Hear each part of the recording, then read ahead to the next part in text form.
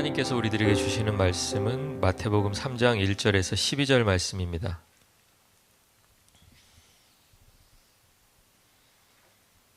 마태복음 3장 1절에서 12절 말씀 찾으셨으면 우리 한 목소리로 같이 읽겠습니다. 그때 세례 요한이 이르러 유대 광야에서 전파하여 말하되 회개하라 천국이 가까이 왔느니라 하였으니 그는 선지자 이사야를 통하여 말씀하신 자라. 일러스되 광야에 외치는 자의 소리가 있어 이르되 너희는 주의 길을 준비하라 그가 오실 길을 곧게 하라 하였느니라. 이 요한은 낙타털 옷을 입고 허리에 가죽띠를 띠고 음식은 메뚜기와 석청이었더라. 이때 예루살렘과 온 유대와 요단강 사방에서 다 그에게 나와 자기들의 죄를 자복하고 요단강에서 그에게 세례를 받더니 요한이 많은 바리새인들과 사두개인들이 세례 베푸는 대로 오는 것을 보고 이르되 독사의 자식들아 누가 너희를 가르쳐 임박한 진노를 피하라 하더냐. 그러므로 회개에 합당한 열매를 맺고 속으로 아브라함이 우리 조상이라고 생각하지 말라. 내가 너희에게 이르노니 하나님이 능히 이 돌들로도 아브라함의 자손이 되게 하시리라. 이미 도끼가 나무 뿌리에 놓였으니 좋은 열매를 맺지 아니하는 나무마다 찍혀 불에 던져지리라. 나는 너희로 회개하게 하기 위하여 물로 세례를 베풀거니와 내 뒤에 오시는 이는 나보다 능력이 많으시니 나는 그의 신을 들기도 감당하지 못하겠노라. 그는 성령과 불로 너희에게 세례를 베푸실 것이요 손에 키를 들고 자기의 타작마당을 정하게 하사 알곡은 모아 곡간에 들이고 쭉정이는 꺼지지 않는 불에 태우시리라. 아멘. 세례 요한이 광야에서 외쳤던 말은 그냥 아주 짧은 한 절이죠. 3장 2절에 나와 있는 것처럼 회개하라 천국이 가까웠느니라. 그러니까 천국이 가까웠다는 것이 회개할 이유인 거죠. 그러니까 그 이유가 되는 부분까지 다 포함한다면 회개하라가 제일 중요한 말인 거예요. 그죠? 회개해야 하는데 이유는 천국이 가까이 왔기 때문이다. 그래서 참 친절하게도 오늘 마태가 쓴 마태복음은 이 회개하라 천국이 가까웠느니라 라는 말을 시대를 거슬러 올라가서 이사야의 말로 바꾸어서 설명을 해주고 있습니다. 이사야도 똑같은 말을 했다는 거죠. 그런데 이사야가 한 말에는 회개하라 천국이 가까이 왔느니라 이 말이 없어요. 그런데도 마태는 이사야가 전했던 그 말씀과 오늘 세례 요한이 전하고 있는 회개하라 천국이 가까웠느니라 라는 말씀이 같다는 거예요. 그러니까 이렇게 같지 않은데 같다고 하니까 어떻게 해야 돼요? 같다는 걸 여러분이 찾아내셔야죠. 그죠? 같지 않은데 여기 써 있는데 이렇게 하면 뭐 우리가 할 일이 없는데 같아? 그럼 뭐가 같은 거예요? 뭐가? 3절에 보니까 광야에 외치는 자의 소리가 있어 이르되 너희는 주의 길을 준비하라 그가 오실 길을 곧게 하라 라고 한 말이 어느 말과 같다고요? 이게 두 절을 같이 보여줘야 되는데 김유신 목사님이 설교할 때는 이렇게 착 정리가 돼가지고 뭐는 뭐 이렇게 탁 나오잖아요. 저도 그걸 했어야 되는데. 그러니까 지금 3절에 나와 있는 그 말이 뭐랑 같다고요? 회개하라 이 말과 같다는 거예요. 그러면 이 안에서 어떻게든 우리는 뭐가 회개라는 걸 찾아내야 되잖아요. 그렇잖아요? 아니 마태가 거짓말쟁이도 아닌데 이사야가 했던 말과 세례 요한이 했던 말이 같다고 했으니까 우리는 이 안에서 찾아야 되는 거예요. 이 안에서 찾아보세요. 뭐예요? 회개는 뭐예요? 회개는 어떤 일이에요? 그러니까 이거를 썼으면 참 좋았을 뻔했는데, 그렇죠? 회개는 따라하겠습니다. 주의 길을 준비하고 곧게 하는 일이다. 다시 한번 할까요? 주의 길을 준비하고 곧게 하는 일이다. 그게 뭐라고요? 그게 회개인 거예요. 그게. 그래서 이 두 사람이 시대도 전혀 다르고 장소도 전혀 다른데, 그리고 심지어는 사용하고 있는 단어들이 전혀 다른 단어들인데 같은 내용을 이야기하고 있다라는 거예요. 한 사람은 회개라고 이야기하고 한 사람은 주의 길을 준비하고 곧게 하는 거. 주의 길을 준비하고 곧게 해야 한다라고 말하는 걸로 미루어 봐서 길이 준비가 됐다는 거예요? 안 됐다는 거예요? 안 됐다는 거죠. 예. 우리는 참 놀라워요. 적혀 있지 않은 걸 알 수 있는 능력이 있어요. 길이 준비가 안 됐다는 거예요. 길이 꾸불꾸불하다는 거예요? 똑바르다는 거예요? 어떻다는 거예요, 지금 길이? 그렇죠. 길이 꾸불꾸불해서 이건 길도 아닌 거예요. 아니, 길이 4차선 도로가 여기서부터 그냥 똑바로 뚫려 있는데 누가 나타나서 여러분 길을 곧게 하셔야 됩니다. 그러면 그게 말이 돼요? 길이 안 보이니까, 길이 없으니까, 길이 꾸불꾸불하고 끝나고 끝이 나고 끊어지고 하는 그런 상황이니까 주의 길을 곧게 하라. 이게 복음이 되는 거예요. 주님이 우리에게 오셔야 되는데 길이 준비가 안 돼 있어요. 하나님 나라가 우리에게 와야 되는데 길이 구부러져 있어요. 끊어져 있어요. 길이 아닌 것 같아요. 그러니까 우리가 뭐를 해야 된다고요? 주의 길을 준비하고 곧게 해야 되는데 그게 바로 뭐다? 회개다. 오늘 설교는 이게 끝입니다. 그래도 시간이 조금 있으니까 조금만 더 할게요. 이사야 40장 4절에서 우리에게 이렇게 말해줘요. 골짜기마다 도두어지며 산마다 언덕마다 낮아지며 고르지 아니한 곳이 평탄하게 되며 험한 곳이 평지가 될 것이요. 이 이사야 40장 4절이 우리에게 말해주는 게 뭐냐면 주의 길이 준비가 되었어야 되는데 왜 안 됐을까? 왜 그 길이 똑바른 길이 되어야 되는데 왜 뭐 때문에 구부러져 있을까? 뭐 때문에 끊어져 있을까? 그걸 보여주는 거예요. 길이 없는 이유는 두 가지예요. 40장 4절 안에서 찾으면 두 가지. 여러분 찾아보세요. 오늘은 주일인데 왜 이렇게 자꾸 찾으라 그러나 하지 마시고 한번 찾아보세요. 길이 없어진 이유, 길이 준비가 안 된 이유는 두 가지라고요. 한 가지는 골짜기 때문에 그렇게 된 거고요. 또 한 가지는 산과 언덕 때문에 그렇게 된 거예요. 자, 여러분은 상상력이 있으시니까 골짜기라는 곳을 한번 여러분 머릿속에서 상상해 보세요. 그리고 산과 언덕이라는 장소를 머릿속으로 한번 상상해 보세요. 골짜기는 여러분 머릿속에서 어떤 모습으로 상상이 되시나요? 어떤 모습으로? 이렇게 내려가 있잖아요. 저 아래, 거기가 골짜기잖아요. 산과 언덕은요?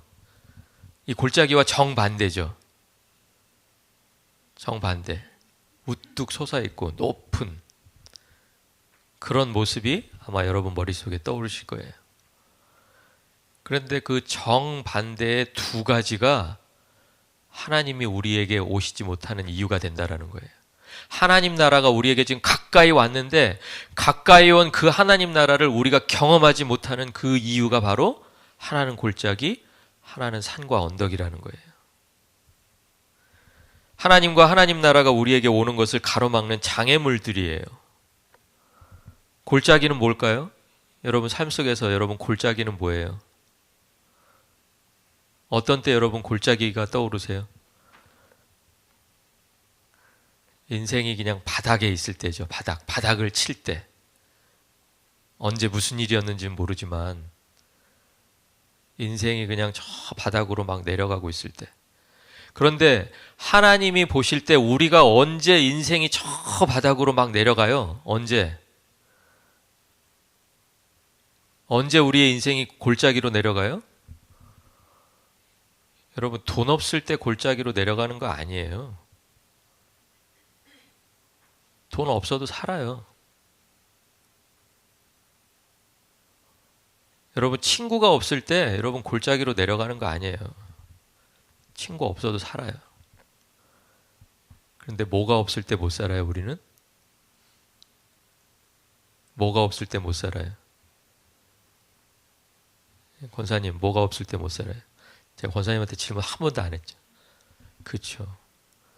우리가 하나님 없을 때 하나님으로부터 멀어지면 멀어질수록 우리는 못 사는 거예요. 그게 골짜기예요. 그게요. 우리가 인생에서 하나님으로부터 멀리, 하나님으로부터 멀어진다는 것은 어디랑 가까워지는 거예요? 어디랑? 죽음으로 가까워지는 거죠. 하나님이 생명이시니까.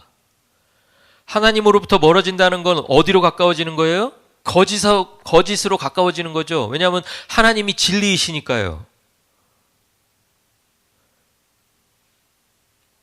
하나님으로부터 멀어진다는 것은 길이 끊어지는 거죠. 왜냐하면 하나님이 길이시니까요.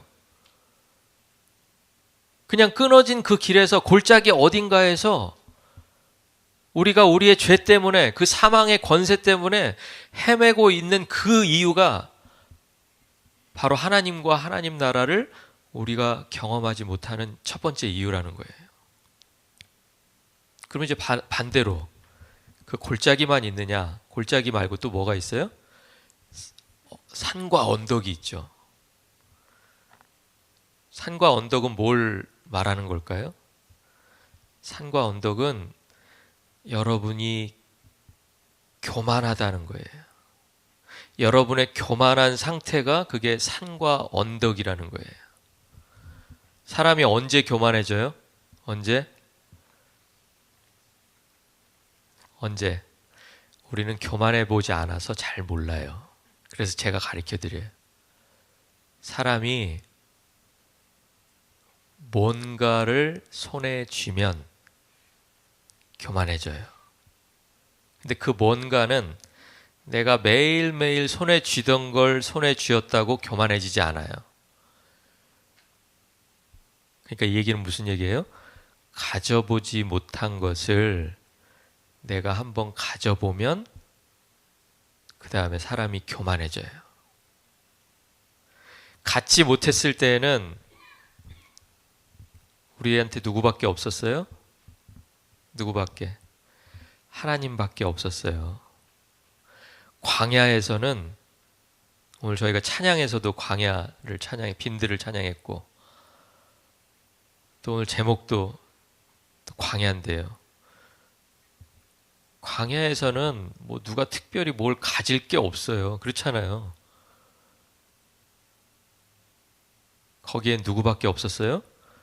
하나님밖에 없었던 거예요. 하나님밖에. 그런데 이제 조금씩 뭐가 생기니까 내가 갖지 못했던 것을 하나씩 둘씩 손에 쥐게 되니까 이제 누구로부터 멀어져요? 하나님으로부터 멀어져요. 또 하나님 필요 없어요. 내가 그냥 감당할 만해요.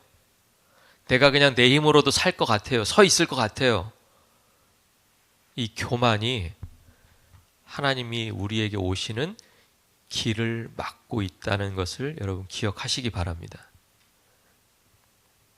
그러니까 회개는 다시 처음으로 돌아가서 회개는 이 두 가지를 없애는 거죠. 하나님을 멀리 하려고, 죄로 가까워지려는 나를 고치는 게 그게 회개고요. 또 하나는 뭐예요? 하나님 없이도 살 수 있다고 하는 그 교만을 내버리는, 그게 바로 회개라는 거예요. 이 장애물들을 치우는 일이 회개인 거예요. 자, 그러면 회개하면 어떻게 돼요? 회개하면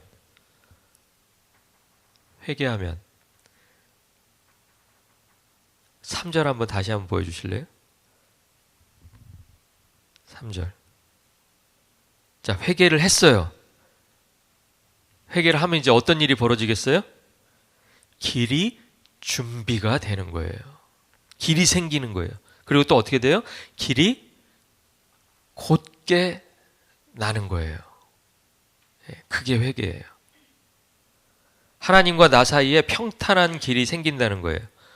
그래서 이건 이제 상징이잖아요. 뭐 길이 생기고 길이 준비가 되고, 이거는 상징이니까 이 상징을 쉬운 말로 풀어보면, 회개하면 어떻게 돼요? 죄를 용서받게 되는 거예요. 아, 그러니까 죄를 용서받아야 길이 열리는구나. 죄를 용서받아야 오든지 가든지 할 수 있는 거예요. 그 반대로 얘기하면, 죄가 여전히 거기에 있으면 오지도 못하고 가지도 못해요. 성경이 말하는 게 그거예요. 우리가 회개할 때 일어나는 죄의 용서에 대해서 요한일서 1장 9절은 이렇게 말합니다. 만일 우리가 우리 죄를 자백하면 그는 미쁘시고 의로우사 우리 죄를 사하시며 우리를 모든 불의에서 깨끗하게 하실 것이요. 이거보다 더 클리어할 수가 없죠. 만일 우리가 자백하면, 그러니까 여러분, 자백이요, 이 말씀을 들으면서 잘 생각해 보시면 자기 혼자 자기 머리 때리면서 아휴 내가 왜 그랬을까 이 바보 멍충이, 그러고 나서 다시는 그러지 말아야지, 이게 자백이 아니에요. 여러분, 그건 뭐라고 불러요? 그건 자백이 아니고 그렇죠, 자책이죠. 자책. 여러분, 자책하고 자백을 혼돈하시면 안 돼요. 여러분이 자책 아무리 많이 해도 자백하고 아무 상관이 없어요. 자백하고 자책의 가장 큰 차이점은 뭐예요? 대상이 있다는 거예요. 대상. 내가 죄를 고백하는, 내가 내 스스로를 머리를 두드리면서 가슴을 치면서 막 바닥을 떼굴떼굴 굴르면서 그 동작하고는 아무 상관이 없어요. 회개가 되려면 누구 앞에서? 하나님 앞에서. 하나님께 할 때만 그게 회개가 될 줄로 믿습니다. 하나님께만 하는 거예요. 하나님께만. 왜? 왜가 중요해요. 왜 우리는 하나님께만 해야 돼요? 왜 우리 스스로 좀 뉘우치고 다시 한번 마음을 다잡고 다시 결단하고 그러면 안 되는 거예요? 안 돼요. 왜? 하나님만 우리를 용서해 주실 수 있는 분이니까요. 회개는요, 자백하는 것도 있어야 되지만 용서가 없는 회개가 뭐 무슨 의미가 있겠어요? 용서 받아야죠. 깨끗하게 돼야 뭐 다시 출발해 볼 거 아니에요. 다시 시작해 볼 거 아니에요. 그래야 깨끗해야 길이 준비가 될 거 아니에요. 길이 뚫릴 거 아니에요. 하나님이 나에게 내 삶에 임하실 거 아니에요. 근데 용서를 받지 못하면 나 혼자 아무리 아유 이게 내가 잘못했구나, 아유 다시는 이러지 말아야지,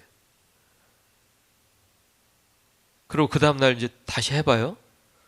돼요, 안 돼요? 돼요, 안 돼요? 물으면 우리는 웃지요. 그죠? 예. 웃음이 모든 걸 말해주고 있어요. 안 돼요. 용서받지 못해요.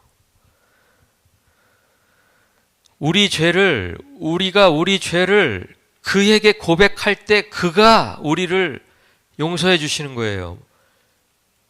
용서하는 죄의 종류를 거기서 물어보지 않아요. 뭐라고 했어요? 요한일서 1장 9절에 우리를 모든 불의에서예요. 야, 이건 될까? 그리고 의심할 필요가 없어요. 어떤 죄든지 크기와 상관없이 횟수와 상관없이 누구 앞에서 고백하면? 하나님 앞에서 고백하면 그 하나님이 우리를 모든 불의에서 깨끗하게 하시는 거예요. 그러니까 회개의 대상도 하나님이시고요. 용서의 주체도 하나님이세요. 그러니까 회개는 하나님이 개입하지 않으시면 일어날 수가 없어요. 회개가 일어나는 그 장소가 바로 하나님 앞에서인 것을 기억하시기 바랍니다. 하나님께 회개하는 우리를 모든 불의에서 깨끗하게 하실 분은 하나님이신 것을 믿으시기 바랍니다. 자, 그러니까 지금 유대 광야에서 무슨 일이 벌어지고 있어요? 회개와 용서가 지금 벌어지고 있는 거예요. 그렇죠? 예루살렘과 온 유대와 요단강 사방에서 다 그에게 나와서 6절에 보니까 자기들의 죄를 자복하고, 그러니까 이거는 써놓지는 않았지만 누구 앞에서 하는 자복이라는 걸 우리가 추측할 수 있어요? 누구 앞에서? 그렇죠. 요한이 세례 준다 그래서 요한한테 자복하는 거 아니에요, 여러분. 이거 착각하시면 안 돼요. 하나님 앞에서 자복하는 거예요. 요한이 세례 주니까 요한이 용서한 거예요? 요한이 용서하는 사람이에요? 아니에요. 누가 용서하세요? 하나님이 용서하세요. 하나님께 회개했으니까 하나님이 용서하시는 거예요. 유대 광야에서 지금 그런 일들이 벌어지고 있는 거예요. 죄를 자복하고 세례를 받아요. 그러니까 세례가 뭘 의미하는지가 분명하죠? 세례가 뭘 의미하는 거예요? 용서를 의미하는 거예요. 용서. 여기 세례 안 받으신 분이 제가 알기로는 없잖아요. 세례 다 받으셨죠? 몇 년도에 받으신 것도 여러분 다 기억하시죠? 대체로. 그죠? 이제 뭐 한 50년 전, 60년 전이면 그때가 여름이었나 봄이었나 이렇게 헷갈릴 수는 있는데 우리가 몇 세 정도 됐을 때 세례를 받았었다는 그런 기억들이 다 우리에게 있습니다. 근데 그 세례의 의미가 뭐냐면 용서였다는 거예요. 용서. 죄를 자복하면 깨끗하게 해주시는 그 하나님의 용서를 눈에 보이는 세례 의식으로 보여주고 믿으라는 거예요. 뭐를? 자백하면 용서하신다. 자백하면 용서하신다. 그러니까 여러분 세례식 때, 여러분 세례식 기억나시죠? 기억나시잖아요. 그때 세례식 끝나고 주변에 있는 사람들이 여러분에게 작은 이렇게 선물 같은 걸 준비해가지고 줍니다. 나는 왜 안 줬지? 막 이러시지 마시고 줬어요? 받았어요? 이게 무슨 의미로 주고받은 거예요? 무슨 의미로? 뭘 축하하는 거예요? 뭐를? 용서받은 걸 축하하는 거예요, 여러분. 그날로 뭐 집사된 거 축하하고 그런 자리가 아니라는 거예요. 세례교인 된 거를 축하하는 자리가 아니고요. 뭘 축하해요? 하나님으로부터 용서받은 거. 아니, 그거 이상 축하할 일이 뭐가 있어요? 여러분이 받은 그 세례는 하나님의 용서를 떠올리게 하는 그런 의식이었던 거예요. 그런데 하나님 앞에서 회개하고 하나님 앞에서 용서받는 일이 여러분 인생에서는 몇 번 정도 일어날까요? 몇 번 정도? 딱 한 번? 딱 한 번 그냥 하나님 앞에서 회개하고 세례받고 용서받은 표로서 그 세례를 딱 받고 나면 그 다음에 이제 용서받을 일이 없나요? 용서받을 일이 퍽 많다. 예. 권사님 말씀대로 하자면 솔찬이 많다. 용서받을 일이 많아요. 용서받을 일이. 그럼 그때마다 어떻게 하면 돼요, 우리는? 그때마다 어떻게 하면 돼요? 하나님 앞에서 죄를 자복하면 어떻게 해주셔요? 하나님께서 용서해 주신다는 거예요. 그럼 그때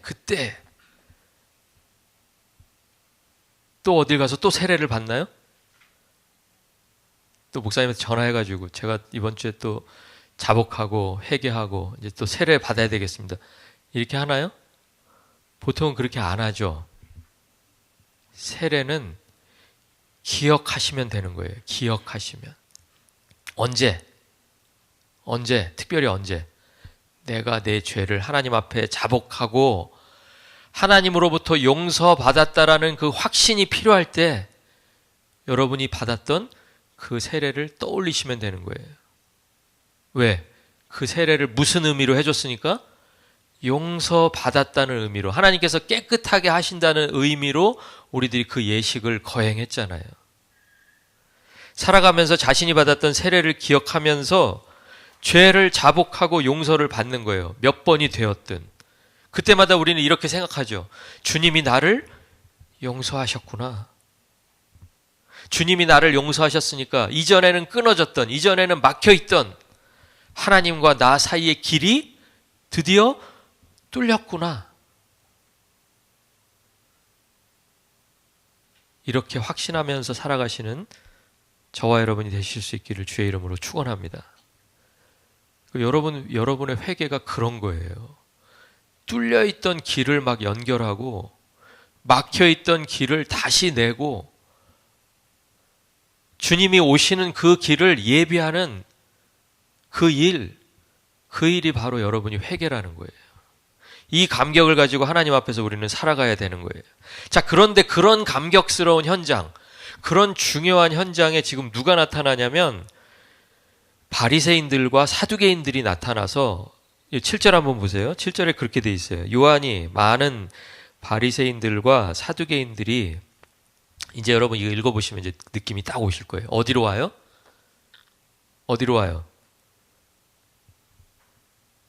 잘 안 보여요? 어디로 와요? 세례받는 데로 온대잖아요. 세례받는 곳으로. 그러니까 우리는 여기에 중요한 한 가지가 빠져 있다는 것을 순간적으로 딱 깨닫죠. 이 사람들은 세례 받으러 오기 전에 뭘 먼저 했어야 돼요? 죄를 자복하는 것을 먼저 하고 그 다음에 세례 받는 데 와서 용서의 표시로 용서에 대한 기억을 갖기 위해서 세례를 받았어야죠.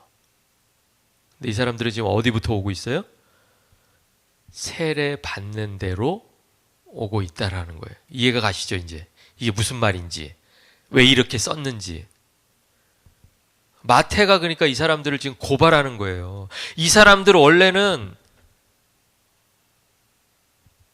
하나님 앞에서 자기 죄를 다 자복하고 하나님 앞에서 죄를 자복했으니까 이제 이 사람들 자기가 살던 곳으로 가면 어떻게 살아야 되겠어요? 어떻게? 하나님 앞에서 자기 죄를 다 자복했는데 그 갈 때는 또 죄를 또 다 또 짊어지고 가겠어요? 그렇게 살지 않겠죠. 이전과는 달라진 삶을 살겠죠. 그런데 이 사람들은 어디로 먼저 왔다고요? 어디로? 세례 받는 곳으로 왔다라는 거예요. 그러니까 이 사람들은 지금 뭐만 필요한 거예요? 뭐만? 용서만 필요한 거예요. 그죠? 용서만 필요한 거예요. 내가 제일로 필요한 건 용서야. 딴 거 없어. 뭐에 대한 용서? 자기 죄에 대한 용서인데 죄는 고백 안 하면서 용서를, 면죄부를 받은 거예요. 그러니까 이 사람들을 용서해 줬다라는 의미는 뭐냐면 니네들 앞으로 똑같이 살아도 괜찮다라는 그런 용서였다는 거예요. 이 사람들은 어떻게 살았는데요? 어떻게? 뒤에 나오잖아요. 9절에 이렇게 나옵니다. 아브라함이 우리 조상이라고 생각하면서. 이게 이들한테 왜 중요해요? 나는 하나님 나라 이미 내 거예요. 왜? 바리새인들과 사두개인들이 생각하기에 하나님 나라는 이미 내 거고 하나님은 내 거야. 왜요? 내가 누구니까? 아브라함의 자손이니까. 아브라함의 자손이니까. 이 사람들은 뭐 길이 끊어져 있든지 길이 구부러져 있든지 길이 막혀 있든지 상관이 없어요. 왜? 아브라함의 자손이니까. 회개할 일도 없어요.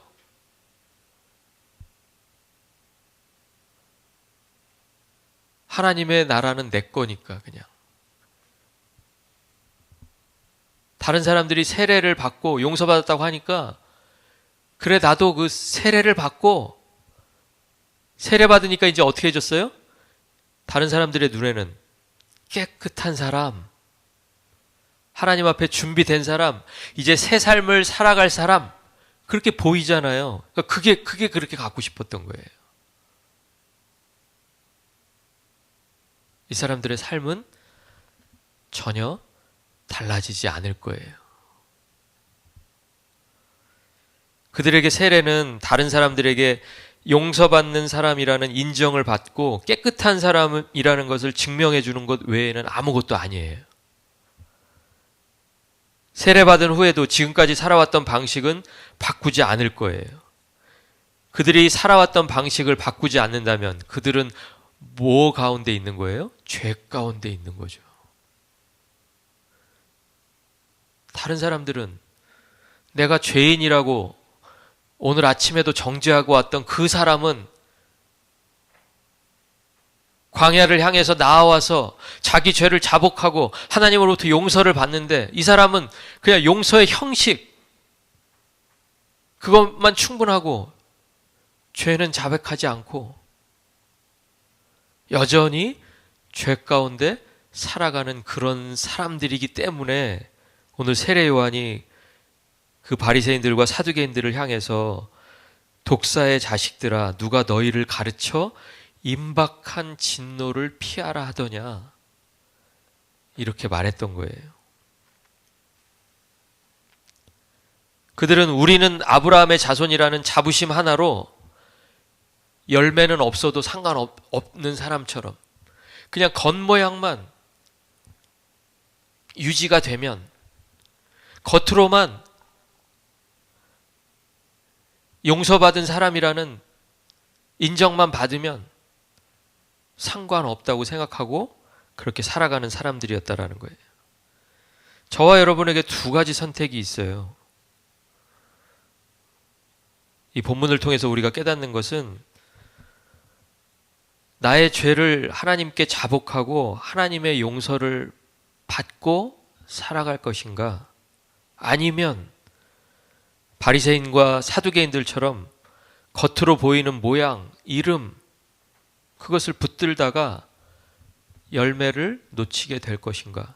이 두 가지 선택 중에 하나를 우리가 오늘 선택해야 되는 거예요. 결과가 너무나 분명해요. 열매가 있고 없고에 따라서 하나님께서 우리들에게 정해놓으신 결과가 너무나 분명하게 나타난다는 거예요. 알곡은 어떻게 됩니까? 12절 같이 한번 읽어볼까요? 손에 키를 들고 자기의 타작마당을 정하게 하사 알곡은 모아 곡간에 들이고 쭉정이는 꺼지지 않는 불에 태우시리라. 운명이 그냥 두 개밖에 없어요. 중간이 없어요. 이거면 이거고 저거면 저건 거예요. 우리의 선택이 이 결과를 만들어내는 거예요. 주인의 곡간으로 들어가는 알곡이 될 것인가? 아니면 모양만 유지하다가 나중에 꺼지지 않는 불에 태워지는 쭉정이가 될 것인가? 태워보기 전까지는 몰라요, 여러분. 태워보기 전까지는 쭉정이도 겉에 쭉정이라고 써있지 않습니다, 여러분. 뭐처럼 보여요? 뭐처럼? 알곡처럼 보여요. 그런데 누가 아세요? 누가? 예, 이 키, 곡식을 이렇게 바람에 이렇게 날려서 가려내는 그 키를 든 하나님은 알고 계시다라는 거예요. 하나님을 속일 수는 없어요.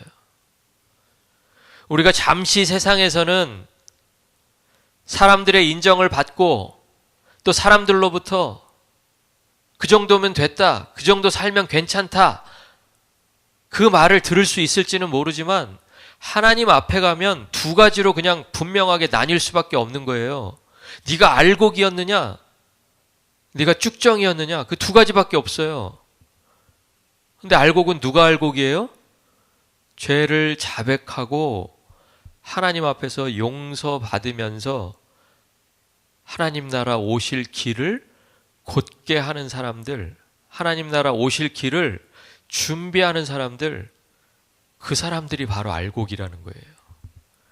내가 살아가던 삶의 방식을 전혀 바꾸지 못하고 나는 이 정도면 됐어, 나는 사람들이 이 정도까지는 나를 인정해 라고 생각하면서 그 이름에, 그 모양에 매달리는 그 사람들은 언젠가는 자기가 쭉정이였다라는 것을 자기도 알고 다른 사람도 알게 되는 그때가 오겠죠.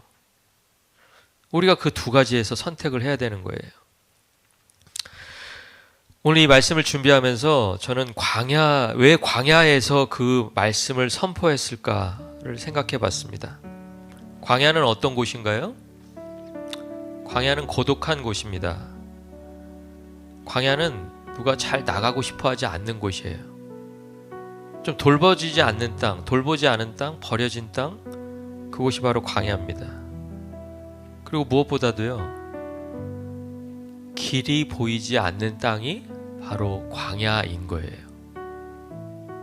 그런데 어쩌면 하나님은 거기에 길이 보이지 않기 때문에 우리가 그곳에서 길을 준비하기 원하십니다. 그곳에는 길이 끊어져 있기 때문에 하나님은 광야로 우리를 불러내셔서 이곳에서부터 우리가 길을 이어가야 한다고 말씀하시는 거예요. 광야에서 회개가 있고 용서가 일어나고 주님이 오시는 길이 준비가 되고 또 주인의 곳간에 들어갈 알곡들이 비록 지금은 보이지 않는다고 하더라도 그곳 광야에서 좋은 열매로 자라갈 수 있기를 주의 이름으로 축원합니다. 우리가 나아가야 될 광야가 있죠. 광야 찾는 방법은 간단해요, 여러분. 제가 말씀드렸지만 길이 끊어진 것 같은데, 그리고 다른 사람들이 잘 가려고 하지 않는 곳, 그곳이 광야예요. 그런데 여러분, 광야에 은혜가 있는데 광야에 나가면 여러분에게 말씀하시는 주의 음성이 있다는 거예요. 사람들이 많은 곳에서는 들을 수 없었던, 사람들이 원하는 곳에서 서로 갖겠다고 아우성치는 곳에서는 들리지 않던 하나님의 음성이 광야에서 들리는 것을 기억하시기 바랍니다. 그리고 여러분이 회개할 때마다 모든 불의에서 깨끗하게 하시는 주의 놀라운 역사가 그곳 광야에서 일어난다는 것을 기억하시기 바랍니다. 이제 저희들에게 새로운 한 주가 또 열릴 텐데요. 특별히 이번 한 주는 9월 1일부터 시작됩니다. 그리고 또 특별 새벽 기도회가 있습니다. 이번 한 주도 여러분과 제가 주님의 음성 듣기를 원합니다. 무엇을 말씀하시든지 우리가 말씀하시는 그 음성에 순종하면서 주님이 오실 길을 준비하고 그 길을 곧게 하는 부르신 교회가 되실 수 있기를 주의 이름으로 축원합니다. 기도하겠습니다.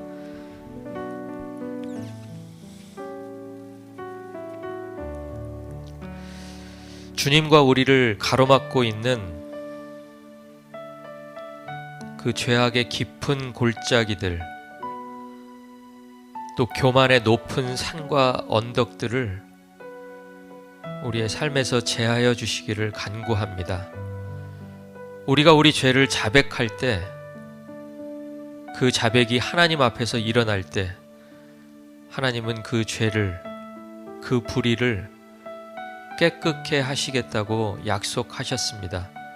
우리들이 그 약속을 믿음으로 우리들이 살면서 우리들이 저질렀던 그 수많은 잘못들, 하나님 앞에서 마땅히 행해야 될 것들을 무시하고 외면했던 일들, 또 하나님 앞에서 말씀대로 살겠다고 다짐해놓고 그렇게 하지 못했던 모든 것들을 하나님 앞에 고백하고 하나님으로부터 용서받기를 원합니다. 이제 용서받은 우리는 그곳에서부터 다시 하나님 오실 길들을 준비해 나갑니다. 비록 지금 우리의 눈으로는 끊어진 길처럼 보이지만, 막혀있는 길처럼 보이지만, 길이 아닌 것처럼 느껴지지만, 그곳에서 하나님 음성 듣게 하셔서 하나님의 길을, 또 하나님 나라가 우리에게 오고 있는 그 길을 준비하고 곧게 하는 믿음의 자녀들 다 되게 하여 주시옵소서. 한 주간 동안 이 땅 가운데서 살아가면서 세상 사람들이 많이 몰려가는 곳으로 우리가 가야 하는 것이 아니라 하나님께서 부르시는 곳으로 우리의 발걸음을 향하게 하셔서 그곳에서 하나님의 뜻대로, 또 하나님의 말씀대로 순종하면서 하나님을 기쁘시게 하고 하나님의 영광 위에서 살아가는 믿음의 자녀들 다 되게 하여 주시옵소서. 감사드립니다. 예수 그리스도 이름으로 기도드립니다. 아멘. 이제는 우리 주 예수 그리스도의 은혜와 하나님 아버지의 크신 사랑과 성령 하나님의 교통 역사하심이 오늘도 광야에서 하나님 음성 듣기를 소원하며 그 음성에 순종하고 하나님의 뜻을 구하며 하나님 나라 위에서 살아가기로 다짐하는 부르신 교회와 교회에 속한 가정들과 가정의 모든 자녀들 위에 이제부터 영원토록 함께 계실지어다. 아멘.